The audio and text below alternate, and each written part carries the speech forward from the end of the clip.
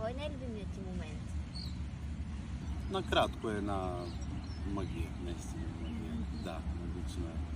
Любимият момент е, когато кампанията свършва, всички сме здрави, свършили сме се задълженията, много добра реколта.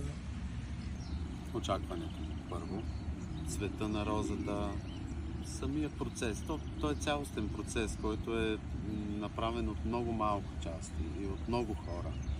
И точно тази динамика на случване. А в тази красива приказка има ли недостатъци? Има ли предизвикателства, за които можеш да ни споделиш? Едно от най-интересните неща е, че се изправяш срещу себе си. Бориш се с недоспиване, с времето.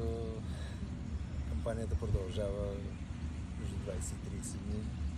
Умората надделява в някакъв момент. Точно тогава откриваш дали си готов да се бориш до край. Бих казал, че има. Да, навсякъде има и тук има предизвикателства. И интересното е как се преодоляват наистина предизвикателствата. А за финал, може ли да опишеш розоверът с 3 думи? Малко са. Любов, очакване, радост. Невероятен, магичен и възбуждащ. Благодаря. Моля. Благодарим. Аз съм благодарен.